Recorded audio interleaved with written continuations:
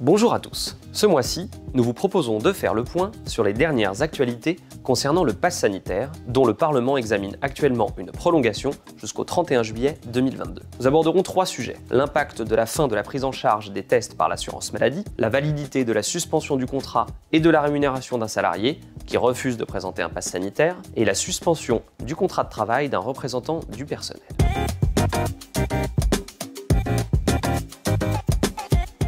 Commençons par le premier sujet. Quel est l'impact de la fin de la prise en charge des tests par l'assurance maladie? Dans de nombreuses entreprises, les salariés doivent toujours continuer à présenter le pass sanitaire pour pouvoir exercer leur activité. C'est le cas par exemple des cafés, bars, restaurants, lieux de culture ou encore les grands centres commerciaux supérieurs à 20 000 m².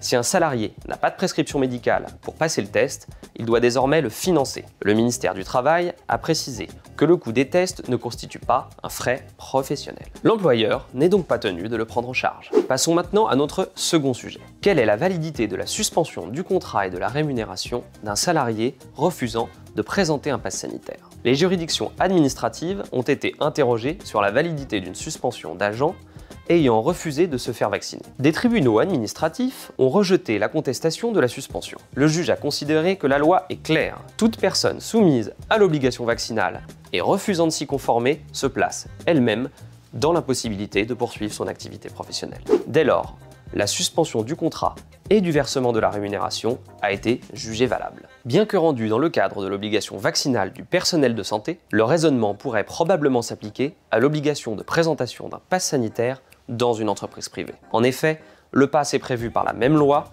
qui comporte également une suspension du contrat de travail pour défaut de pass sanitaire. Et le Conseil constitutionnel s'est prononcé sur sa validité. Mais qu'en est-il de la suspension du contrat de travail d'un représentant du personnel? Dans une affaire récente, un aide-soignant non vacciné, titulaire de plusieurs mandats syndicaux, a contesté devant le tribunal administratif de Châlons-en-Champagne la suspension de son contrat. Il demandait à avoir un accès libre au local syndical. Le juge des référés rejette sa demande avec le raisonnement suivant. En imposant l'obligation vaccinale, le législateur a agi pour la protection des personnes fragiles et pour éviter la propagation du virus. La mesure de suspension du contrat n'est donc pas disproportionnée au regard de l'objectif de santé publique poursuivi. Il n'y a pas d'atteinte grave et manifestement illégale à la liberté syndicale. Cette solution nous semble transposable à une entreprise soumise à l'obligation de présenter un pass sanitaire. L'employeur peut empêcher le représentant du personnel de pénétrer dans les locaux de l'entreprise s'il ne présente pas son pass. Attention toutefois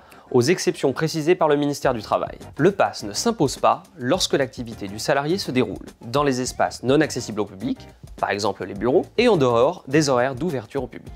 Ainsi, si le représentant du personnel souhaite accéder à son local syndical, c'est-à-dire un espace non ouvert au public et qui n'entre pas en contact avec le public, l'employeur ne pourra pas l'en empêcher. Dans ce cas, et comme le préconise le ministère du Travail, l'employeur peut aménager les modalités d'exercice du mandat en facilitant les échanges à distance. S'agissant des juridictions judiciaires, les conseils de prud'homme de Troyes et Saint-Brieuc ont transmis à la Cour de cassation une question préjudicielle de constitutionnalité relative à l'obligation vaccinale. Mais la réponse du Conseil constitutionnel n'est pas attendue avant plusieurs mois. Nous restons bien évidemment à votre disposition pour vous accompagner dans l'application des obligations liées au pass sanitaire et à l'obligation vaccinale. Et rendez-vous sur notre site pour vous inscrire à nos ateliers de formation.